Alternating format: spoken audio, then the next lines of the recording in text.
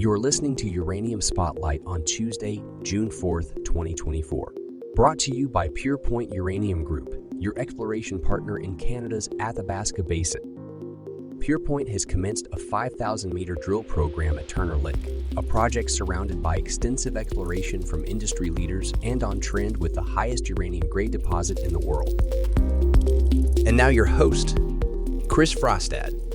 This week on Uranium Spotlight, we update our look at the uranium markets, Japan's re-entry to a nuclear world, last week's U.S. announcements, and South Korea's newest nuclear ambitions.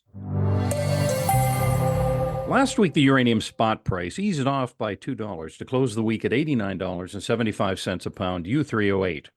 In May of 2024, the uranium market experienced a mix of activity with spot prices fluctuating within a narrow range. Despite occasional spikes, overall stability prevailed. The market saw an uptick in spot activity, with trading volumes showing notable fluctuations throughout the month. Demand for uranium exhibited interesting trends, with spot volume for the first 5 months of 2024 declining compared to the same period last year. This decline was attributed to reduced utility spot buying, indicating a shift towards long-term contracting strategies. On the supply side, production delays and geopolitical uncertainties in regions like Kazakhstan and Niger added complexity to the market dynamics. However, there were sporadic restarts of past-producing mines, offering some optimism amidst supply concerns. Looking ahead, the uranium market faces a nuanced landscape. The recent U.S. ban on Russian LEU imports and the possibility of U.S. utility waivers for 2024 and 2025 could impact short-term demand patterns. As stakeholders gather at industry conferences, including the WNFM conference in Atlanta, the trajectory of the uranium markets remains uncertain, subject to evolving geopolitical, regulatory, and economic factors. Japan's operating reactors are proving their resilience, standing ready to fortify the nation's energy independence and combat climate change over the long term. This past week, the Japanese Nuclear Regulation Authority granted 2 more reactors permission to operate for an additional 20 years, extending their initial 40-year operating period. In a positive trend for Japan's reactor industry, these extensions mark the 7th and 8th approvals out of 8 applications received so far. Notably, no reactor has been denied a lifespan extension by the Nuclear Regulation Authority to date. The reactors receiving the green light are situated at the Takahama Nuclear Power Plant and are operated by Kansu Electric Power Company. The Nuclear Regulation Authority's decision stemmed from thorough visual and ultrasonic inspections, affirming the reactor's structural integrity and design. Kansai Electric Power Company is also slated to replace damaged heat transfer tubes in the reactor's steam generators, ensuring continued operational reliability. Post-Fukushima, there was a government inclination to limit reactor lifespans to 40 years. However, given the robust condition of Japan's reactors and the nation's pressing demand for clean, dependable energy, there's a shift towards prolonging their service. There's even talk of extending nuclear power plant lifespans beyond 60 years, with considerations extending periods of shutdown due to regulatory inspections. In the wake of a magnitude 5.9 earthquake, Japanese authorities reported no abnormalities at 2 dormant coastal nuclear power plants. One of these plants houses the world's largest reactor, which could potentially return to service later this year, pending approval from the local governor.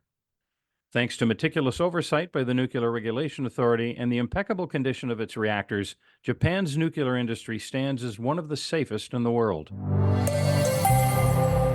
The United States is ramping up efforts to bolster its nuclear capabilities and fortify its nuclear fuel cycle. Recently, the Biden administration unveiled plans to establish an expert group tasked with facilitating the construction of new large-scale reactors nationwide. This group, known as the Nuclear Power Project Management and Delivery Working Group, aims to streamline construction processes and mitigate cost overruns. Comprised of experts from the nuclear sector and large-scale construction industry, the team includes representatives from key governmental bodies such as the White House Office of Domestic Climate Policy, the White House Office of Clean Energy Innovation and Implementation, the White House Office of Science and Technology Policy, and the Department of Energy, or the DOE. In parallel, the U.S. Army has announced its intention to solicit information regarding a deployment program for advanced reactors across various Army sites. This initiative follows the Air Force's plan to deploy a microreactor at one of its bases in Alaska. Additionally, Wyoming has taken significant strides in advancing its nuclear and uranium sectors, designating uranium and rare earth minerals as critical minerals. Governor Mark Gordon has been actively promoting Wyoming's nuclear initiatives, including discussions with BWX Technologies regarding the deployment of microreactors in the state. Microreactors, compact enough to be transported on the back of a truck, offer notable flexibility and cost advantages due to their factory-built nature and ease of transport. With Wyoming's coal industry facing potential decline amidst the Biden administration's plans to phase out coal for electricity generation by 2040, the state is looking towards uranium and nuclear energy as alternative avenues. A significant development in this regard is the construction permit granted to TerraPower for its Natrium demonstration reactor in Kemmerer, Wyoming. TerraPower, founded by billionaire Bill Gates, is making strides towards operationalizing an advanced reactor in the state. Despite boasting the most operational reactors globally, the U.S. currently derives less than 20% of its total energy from nuclear sources and has no reactors under construction. To bolster energy independence and foster clean energy growth, the U.S. must take decisive steps towards expanding its reactor fleet and allocate funding to both large-scale and small-scale projects. Last week, South Korea unveiled an ambitious energy strategy, signaling its intent to bolster its nuclear capabilities. The plan entails constructing one small modular reactor, or SMR, by 2035, showcasing an advanced design larger than a microreactor, yet more cost-effective than conventional ones. Alongside this, the nation aims to bring 3 more nuclear power plants featuring large-scale reactors online. This initiative positions South Korea as a significant player in civil nuclear power, with projections indicating that over 40% of its energy output could be sourced from nuclear sources by 2038.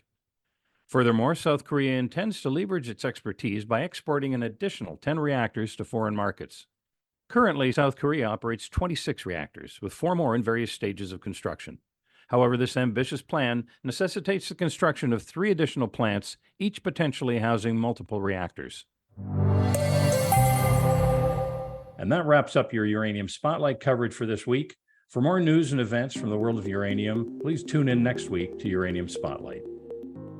You've been listening to Uranium Spotlight, your weekly podcast dedicated to delivering the latest news and events shaping the uranium fuel market and its critical role in the global energy landscape. Brought to you by PurePoint Uranium Group. PurePoint actively operates a portfolio of advanced uranium projects in the world's richest uranium district and has established partnerships with some of the largest uranium suppliers worldwide. While our passion for this subject is undeniable, it's essential to clarify that the information presented here is not investment advice. Instead, our goal is to offer an unbiased and comprehensive review of recent events that could impact uranium prices. Join us again next Tuesday for Uranium Spotlight.